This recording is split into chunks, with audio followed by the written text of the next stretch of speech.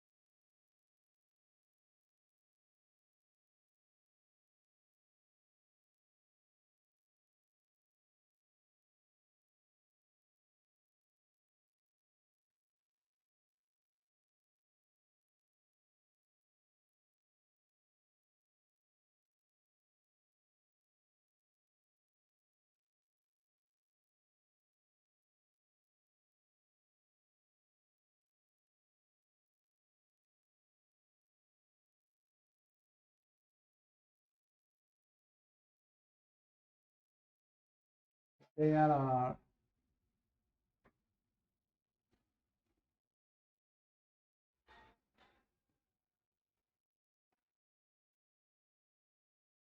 two types of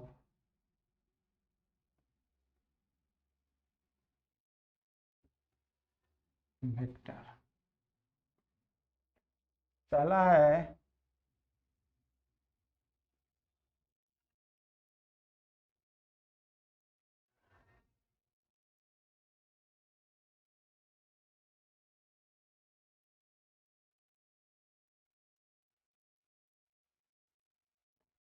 polar vector,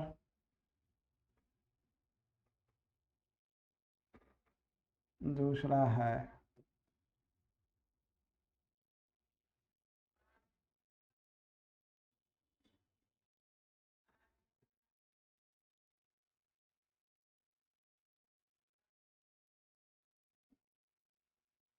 axial vector. तो बंधु, दो तरह के वेक्टर मैंने अभी बताया, पोलर वेक्टर और एक्सियल वेक्टर। पोलर वेक्टर जो होता है, direction of motion of the vector is along the motion. फिर से देख लें, मोशन ऑफ व्हाट इज, सबसे पहले मैं आपको बता रहा हूं कि what is the meaning of motion. तो तुम मुझे पोजीशन दो, वेलोसिटी दो, एक्सेलरेशन दो, मैं तुझे मोशन दूंगा। तो पोजीशन, वेलोसिटी और एक्सेलरेशन का कॉमन नाम है motion. If you will give me motion, I will give you position, displacement and vector. तो देखो बंधु, सबसे पहले जानो कि if you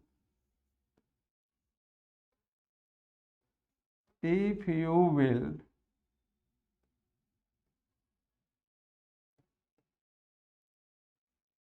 give me motion, if you will give me motion, I will give you position,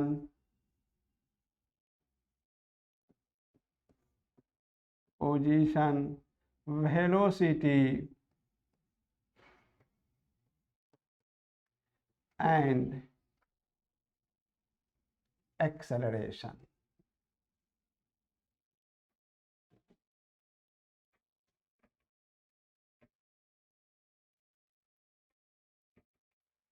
I will give you acceleration. यानी बंधु position, velocity और एक्सेलरेशन का कॉमन नाम है मोशन. इनफैक्ट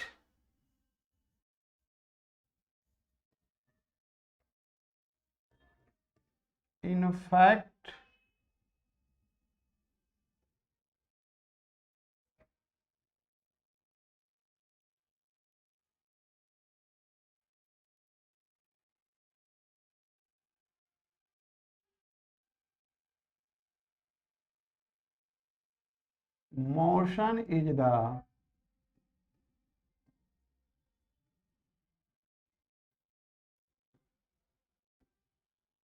common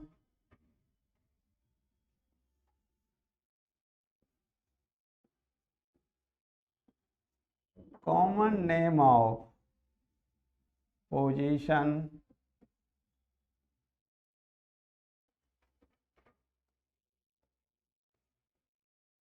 velocity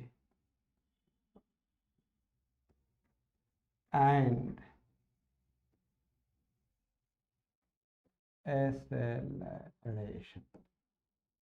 देखो बंधु, मोशन जो है पोजीशन, वेलोसिटी और एक्सेलरेशन का कॉमन नाम है. तो मैं आपको बताने जा रहा हूं, दो तरह का वेक्टर है. पोलर वेक्टर है. If the direction of the vector along the direction of motion of the particle, then the vector is known as polar vector. फिर से देखें.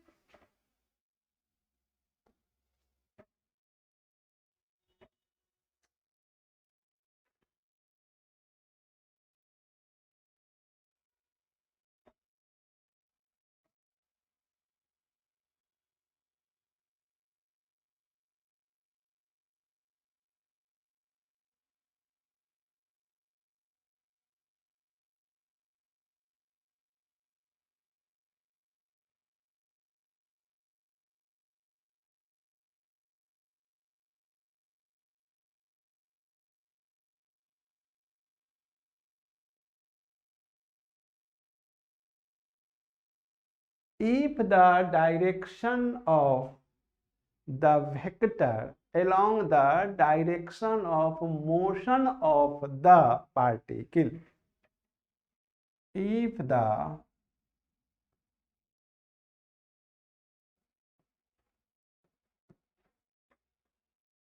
direction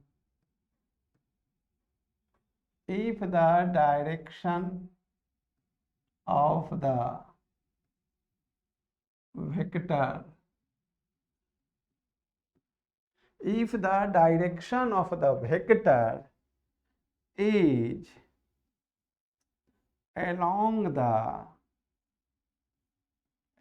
along the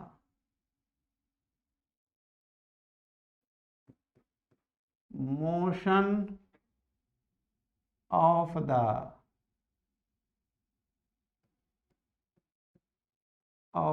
particle,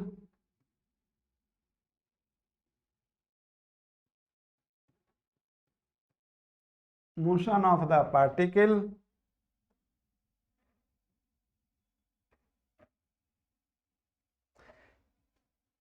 if direction of the vector is along the motion of the particle, then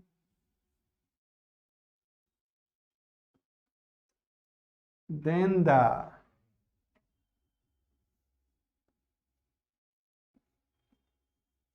vector is called a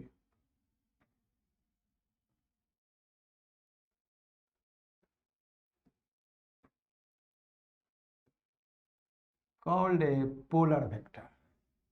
देखो बंधु, polar vector में जो होता है अगर पार्टिकल का मोशन जो हो जिधर हो और पार्टिकल के मोशन के अलोंग ही अगर उसका डायरेक्शन हो तो उस तरह के वेक्टर का नाम है पोलर वेक्टर। अब देखेंगे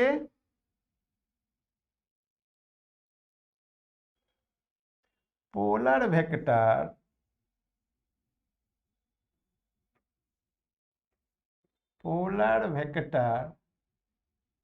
follows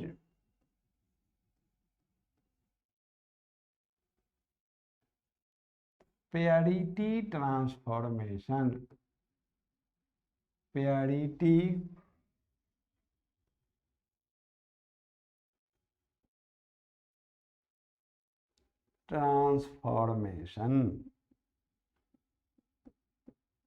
ये पोलर वेक्टर जो है यह पेरिटी को फॉलो करता है।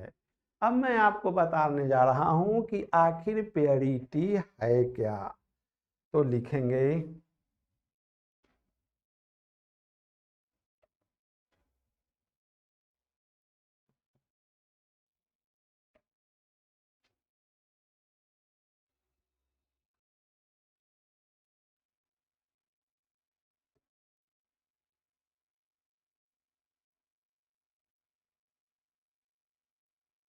When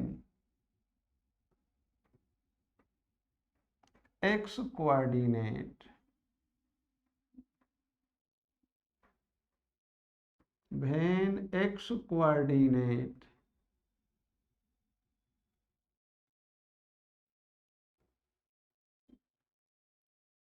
changes to -x, y coordinate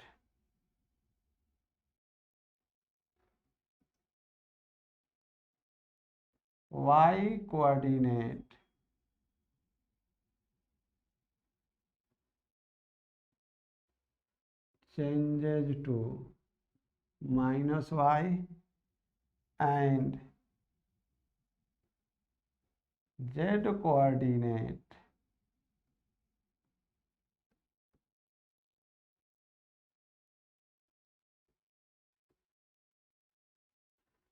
changes to -z। यानी बंधु x जो हो जाए वह -x हो जाए, y जो हो जाए चेंज करके -y हो जाए, z जो हो जाए चेंज करके -z हो जाए, then the transformation is called parity transformation. In this case, transformation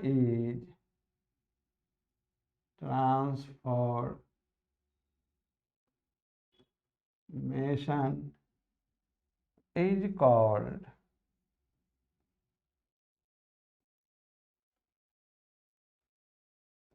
parity transformation. तो इसे हम लोग पेरिटी ट्रांसफॉर्मेशन के नाम से जानते हैं। अब इसे मैं आपको बता रहा हूं एग्जाम्पल के द्वारा, जरा इसे समझने का भी प्रयास करें। बिल्कुल आसान है, हार्ड तो है नहीं कि आपको दिक्कत होने देंगे। अब जरा इसे देखें।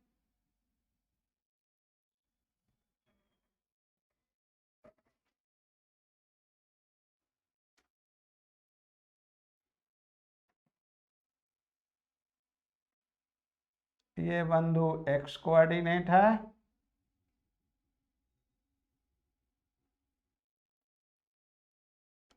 ये y कोऑर्डिनेट है,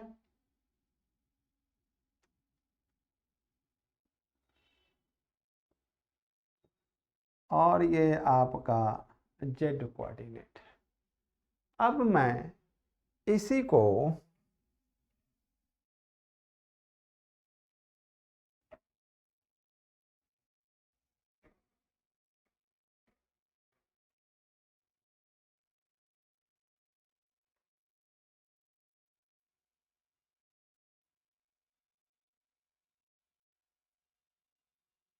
ये एक्स डैश हो जाए पेरिटी ट्रांसफॉर्मेशन में,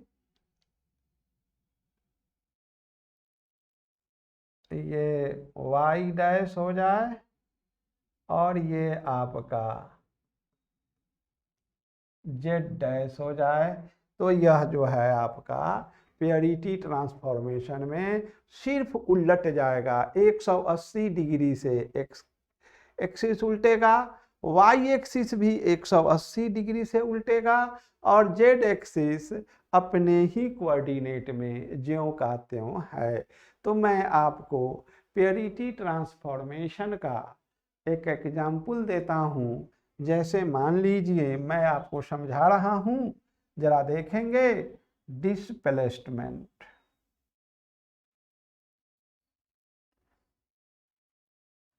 d1,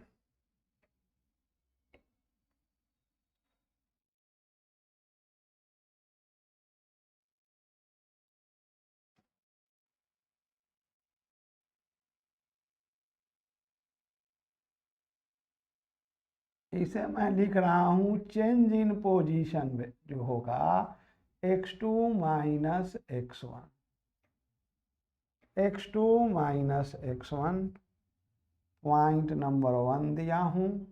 खूब गौर से बंधु देखो और समझो। मैं आपको पोलर वेक्टर समझाने जा रहा हूं कि यह पेरिटी को फॉलो करता है, पेरिटी ट्रांसफॉर्मेशन को फॉलो करता है। अगर जो है एक्स कोऑर्डिनेट चेंज होके माइनस एक्स हो जाए, वाई कोऑर्डिनेट चेंज होके माइनस हो जाए, जेड कोऑर्डिनेट चेंज होके माइनस जेड हो जाए, तो उसे हम पेरिटी ट्रांसफॉर्मेशन के नाम से जानते हैं। अब मैं आपको एक एग्जाम्पल दे रहा हूं। मान लो बंधु D2 जो है वो है y2 माइनस y1,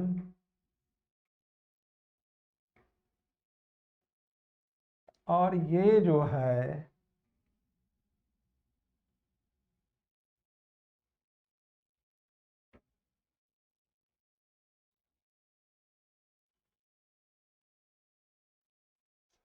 D3 जो है Z2 माइनस Z1। तो ये ट्रांसफॉर्मेशन आप गौर से देख लें। x2 के जगह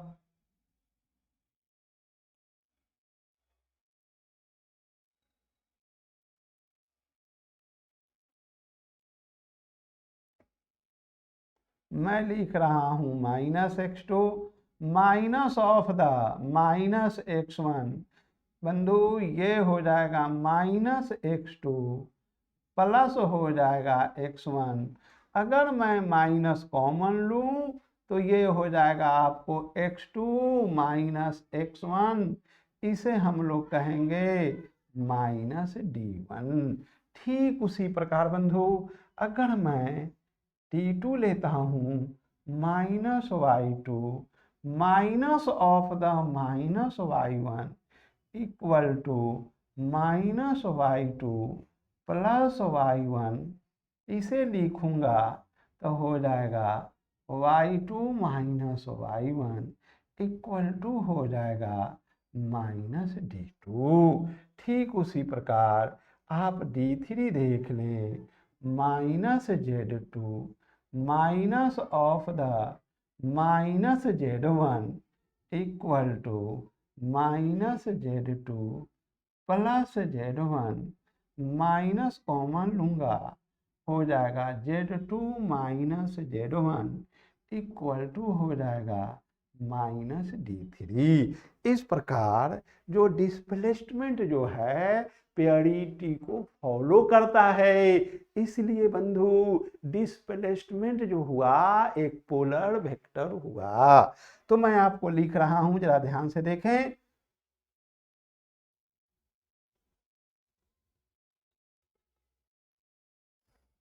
मैं आपको बता रहा हूं कि since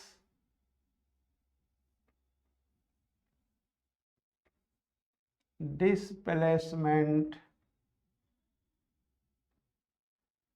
since displacement follows parity transformation, displacement follows parity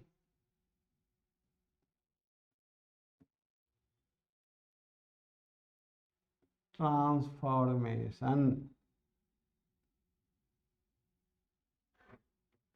hence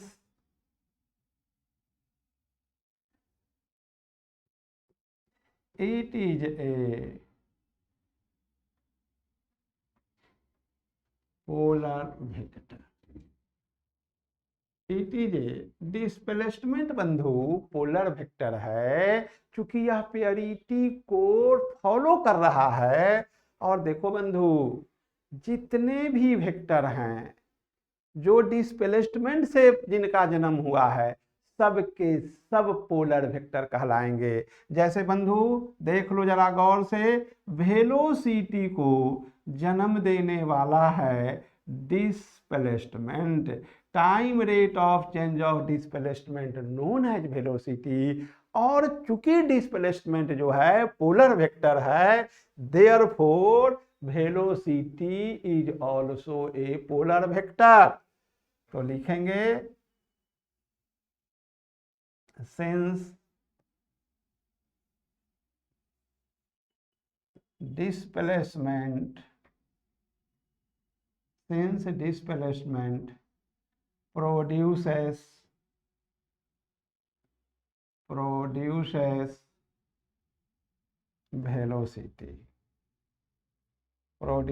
velocity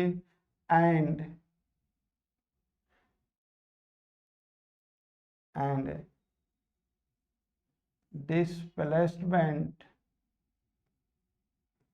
displacement is a polar vector,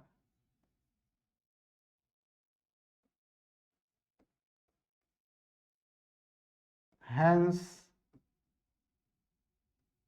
velocity is also a polar vector.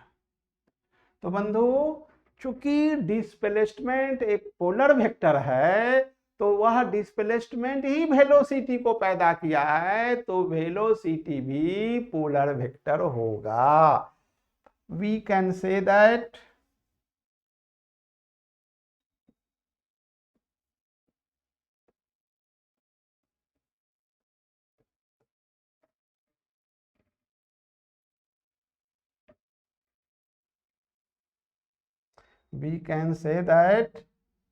since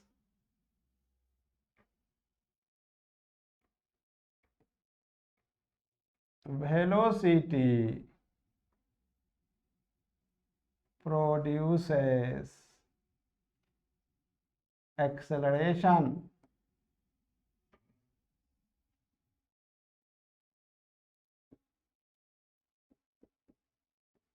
according to acceleration equal to होगा dv by dt। वेलोसिटी चूंकि acceleration का पैदा कर रहा है, velocity polar vector है, इसलिए उसका जन्मदाता जो होगा वो भी पोलर वेक्टर होगा। Therefore which implies that acceleration is also a polar vector. तो देखो बंधु, तुम समझ गए होगे कि पोलर वेक्टर किसे कहते हैं। अब जरा देखो कि यह जो फोर्स जो होता है, फोर्स को जन्म देने वाला एक्सेलरेशन है, और एक्सेलरेशन चूंकि पोलर वेक्टर है, इसलिए फोर्स भी पोलर वेक्टर है। Force is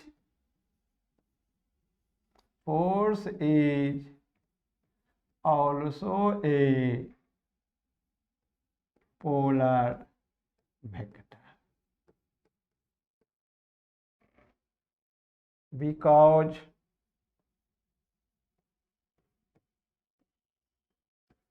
acceleration is a polar vector.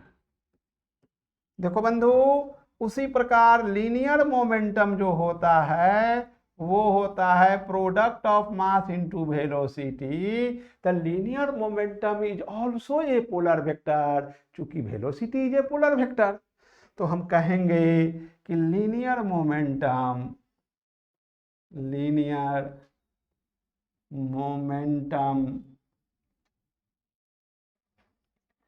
Is also a polar vector because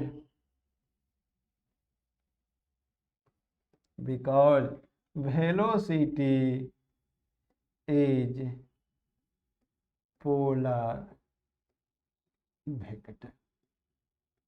तो बंधु, मैं समझता हूं आप समझ गए होंगे कि पोलर वेक्टर को जो जन्म देने वाला भी पोलर वेक्टर कहलाता है।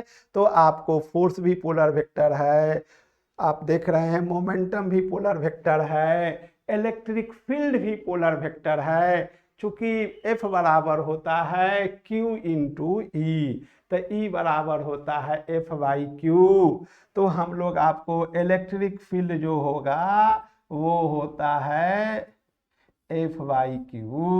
चूंकि F जो है पोलर वेक्टर है, इसलिए इलेक्ट्रिक फील्ड भी पोलर वेक्टर हुआ। तो पोलर वेक्टर ही पोलर वेक्टर को जन्म देगा, और डिस्प्लेसमेंट चूंकि पोलर वेक्टर है तो इसलिए velocity, acceleration, momentum, force, electric field etc are also a polar vector. तो मैं समझता हूं कि आप जरूर पोलर वेक्टर को समझे होंगे। मैंने आपको काफी गंभीरता से, काफी डिटेल से पोलर वेक्टर समझाया है। चलिए अब बढ़ते हैं आगे।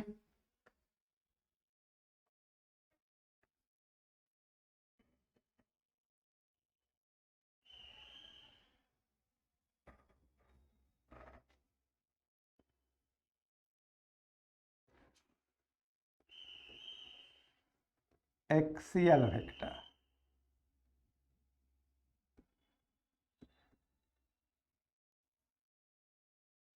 Axial vectors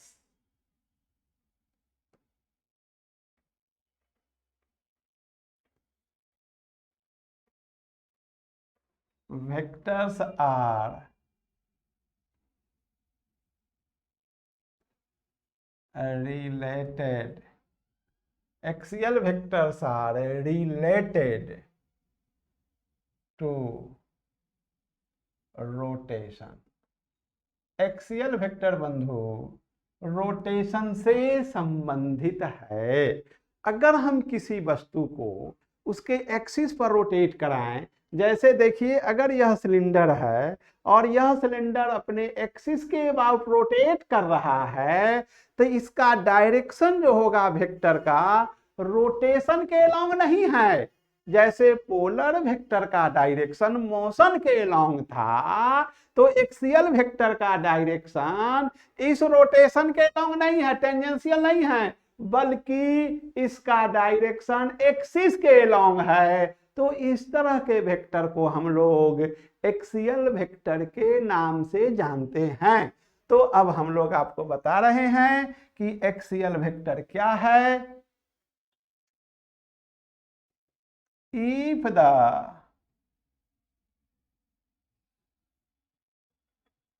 direction of the vector is not along the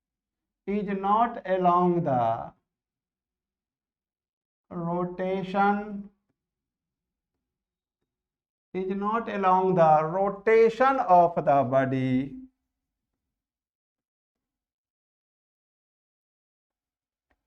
but it along the axis of rotation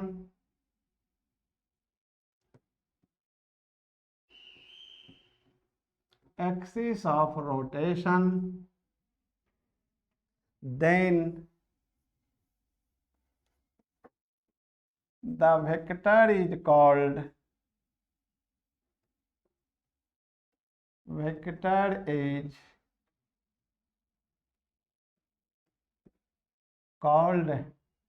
an axial vector. देखो बंधु, अगर कोई बॉडी एंटी क्लॉकवाइज में रोटेट कर रहा हो और हम उसे अपवर्ड से देख रहे हैं, तब वह पॉइंट्स करेगा positive direction of x axis के अलोंग, तो उसका डायरेक्शन वेक्टर का positive x axis of direction के अलोंग होगा। तो लिखते हूं, मैं बता रहा हूं आपको कि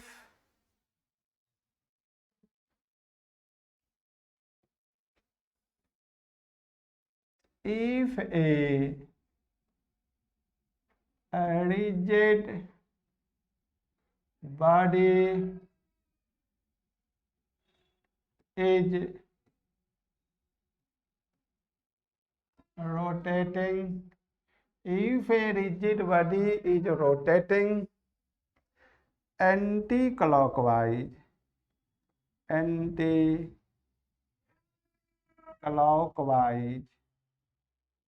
sense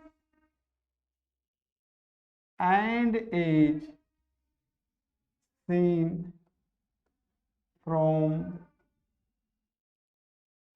upward, then the direction of the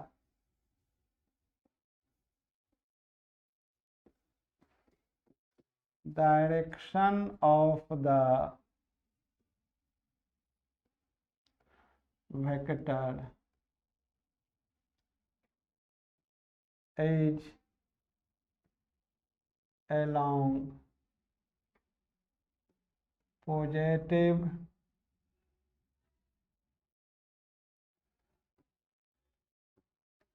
direction of z-axis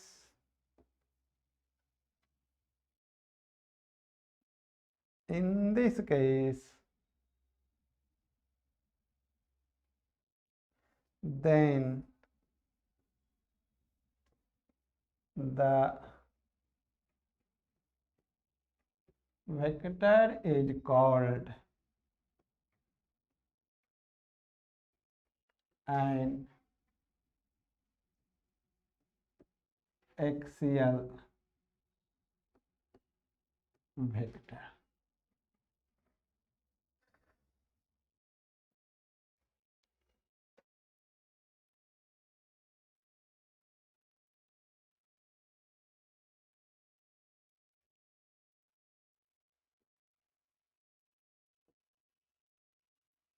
axial vector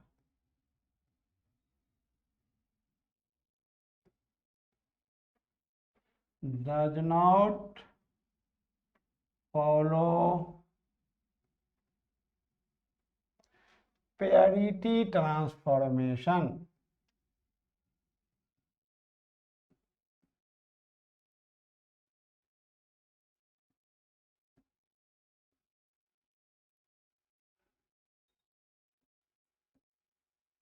यह प्योरिटी ट्रांसफॉर्मेशन को फॉलो नहीं करता है।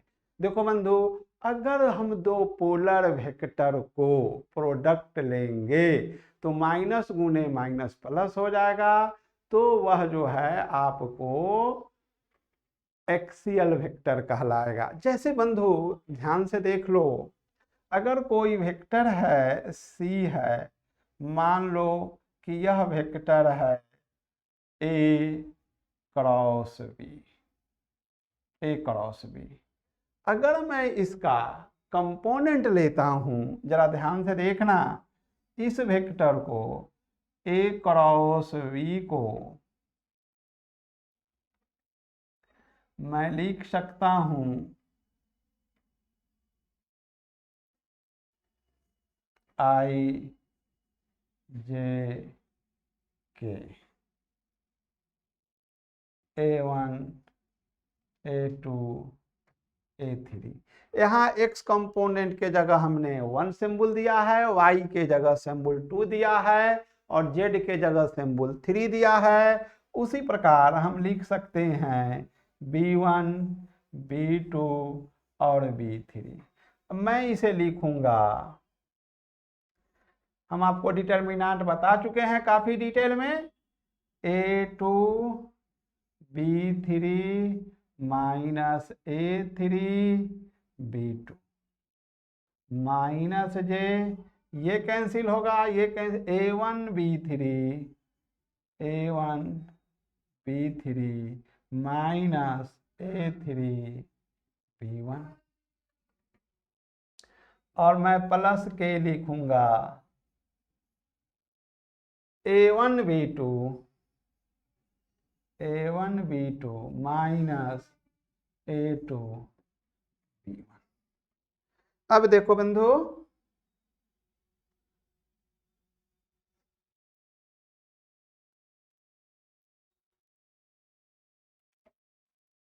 इसका मैं x कंपोनेंट C1 कह रहा हूं, तो इसे लिखूंगा A2 B3 minus A3 B2। y component को लिखूंगा C2 A3 B1 minus A1 B3। देखो बंधु, माइनस से इसको गुना करेंगे तो ये प्लस हो जाएगा और ये माइनस हो जाएगा, तो पहले मैं प्लस वाला को लिखा हूं, उसके बाद माइनस वाला को लिखा हूं, कंफ्यूज मत करना। अब जरा देखो, C3 को लिखूंगा A1 B2 minus A2 B1। अब देखो बंधु, मैं पेरिटी ट्रांसफॉर्मेशन करके बतला रहा हूं, जरा देखिए, A2 के जगह मैं लिख रहा हूं माइनस A2, चूंकि वेक्टर A और वेक्टर B पोलर वेक्टर है, तो यहां से अगर मैं लिखूं minus B3 minus A3 into minus B2, तो देखो बंधु ये हो जाएगा A2 B3 minus A3 B2, जो कि ऑटोमेटिक है वेक्टर C1। तो यह पेरिटी ट्रांसफॉर्मेशन को पालन फॉलो नहीं करता है, इसलिए यह जो हुआ एक्सियल वेक्टर हुआ। सिमिलरली आप देख सकते हो minus A3 into minus B1 minus A1 into minus B3, ये आपको हो जाएगा A3 B1 minus A1 B3। आप इसे कहेंगे C2, क्योंकि माइनस गुने माइनस तो प्लस हो ही जाएगा, तो इसलिए पेरिटी ट्रांसफॉर्मेशन को ये फॉलो नहीं कर रहा है। इसलिए क्रॉस प्रोडक्ट जो है A क्रॉस B जो है वह एक्सियल वेक्टर हुआ, वह पोलर वेक्टर नहीं है। अब इसको भी आप देख सकते हो, minus A1 minus B2 minus A2 minus B1 equal to A1 B2 minus A2 B1 equal to C3। इस प्रकार मैंने आपको प्रूफ करके बताया कि A क्रॉस B जो है वह एक्सियल वेक्टर है। तो बंधु, अगर आपको मेरा वीडियो पसंद पड़ रहा है तो आप इसे लाइक और सब्सक्राइब जरूर करें, चूँकि आपका लाइक और सब्सक्राइब ही है कि मुझे मोटिवेट करता है ज़्यादा से ज़्यादा आपके लिए वीडियो बनाने का। जब भी मैं स्टूडियो में आता हूँ तो सबसे पहले मैं आपका लाइक देखता हूँ, सब्सक्राइब देखता हूँ और तब जाके मैं पढ़ाना शुरू करता हूँ। और मुझे आपका लाइक मुझे एनर्जी बढ़ा देता है, मैं जॉय से इंजॉय से भर जाता हूँ और पढ़ाता हूँ बोर्ड पर। इसलिए आपने बहुत ही मुझे सम्मानित किया है, आप लोगों ने बहुत ज़्यादा मुझे लाइक और सब्सक्राइब दिया है और इसी तरह आपका लाइक और सब्सक्राइब होना चाहिए। तो आज इतना ही। Thank you very much.